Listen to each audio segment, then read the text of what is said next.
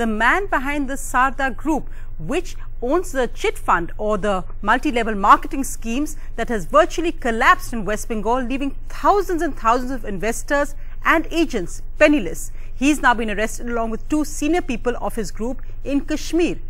This issue has dominated West Bengal politics because at stake, as I said, are thousands of people's life savings which have just completely disappeared. A woman has already killed herself over this, and fresh reports coming in of attempted suicides.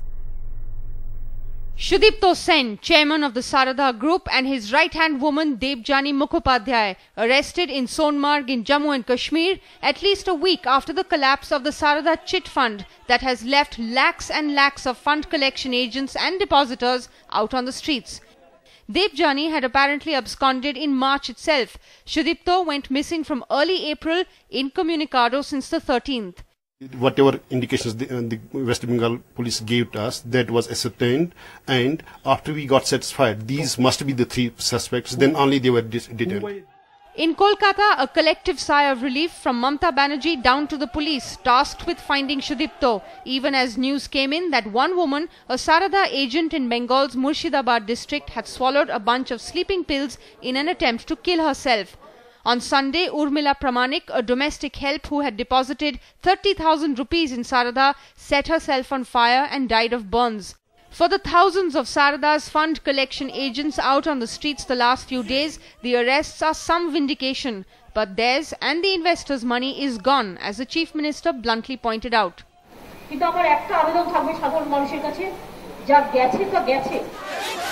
None of the agents smelt a rat, completely misled by glossy brochures and big talk and the seeming support to Saradha by Trinamool MPs like Kunal Ghosh and Shatabdi Roy and even Mamata Banerjee.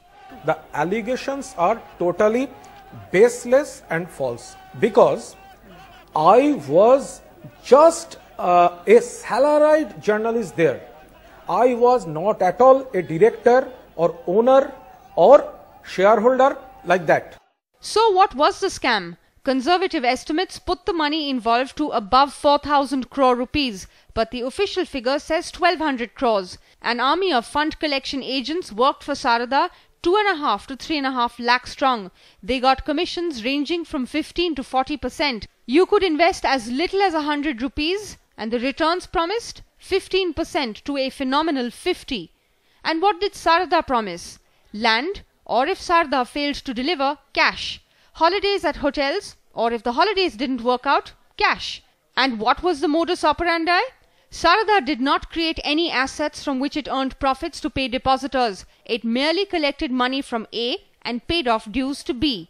And why did Saradha collapse when it did? No clear answers. Some say the money inflow dried up because of a crackdown by SEBI and RBI, so the modus of taking from A and paying B did not work anymore. Others say a huge number of policies held by depositors were beginning to mature and Saradha just did not have the money to pay up. So, checks started bouncing and the house of cards collapsed.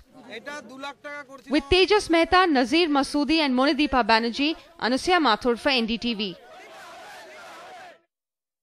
So a classic Ponzi scheme there, get rich quick, which is now all collapsed, taking the dreams and life savings of thousands of people. And again, these are people who are poor. They've invested their life savings as little as 100 rupees, as our report pointed out. But joining me first on this political debate, I'm joined by Saugata Roy of the Trinamool Congress. I'm also joined by Adhir Ranjan Chaudhary of the Congress, Minister of State for Railways. I'm also joined by Ryan Karanjiwala, senior corporate lawyer.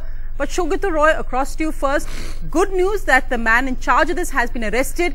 But the worrying aspect in what Mamata Banerjee just said, the money that has gone has gone. Isn't it the state government's responsibility to make sure that these investors, these agents get their hard-earned money back? No, that is hardly the state government's responsibility under any law.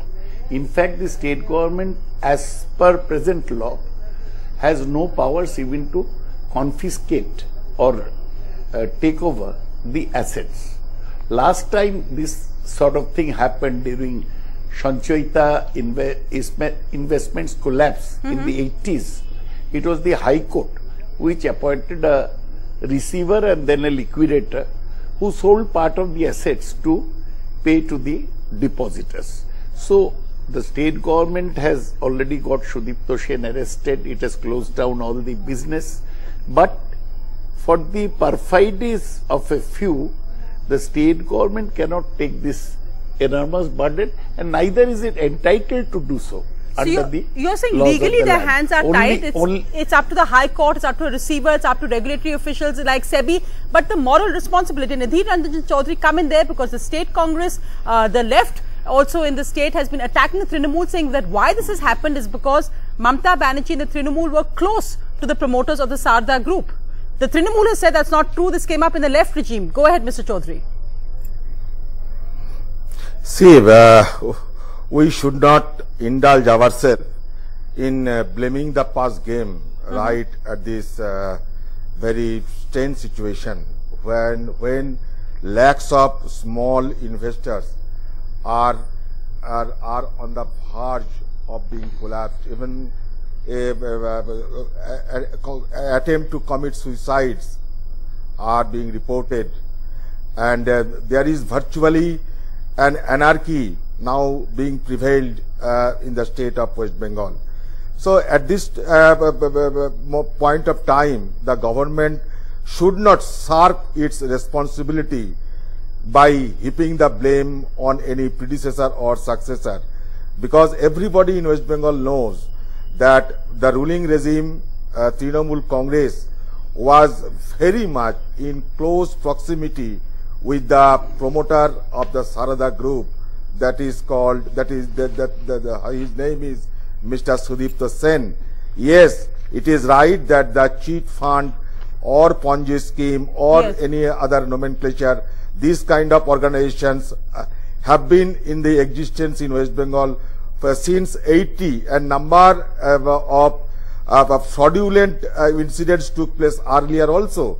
But the fact is, neither the left regime nor the Trinamool regime have taken any lesson, have learnt any lesson. No, and neither has the central government, as they point out, that they point out that shouldn't the Ministry of Corporate Affairs and the Serious Frauds Organization have done this? Is it fair to just blame the state parties? It is not. Already, you have already stated that it is due to the pressure mounted by SEBI and other regulator, RBI, Serious Fraud Investigation Office, over the last few months have been mounted upon this kind of organizations. And it is very sorry to state that everybody knows, except the state government, that this kind of fraudulent activities are going on in the state of West Bengal.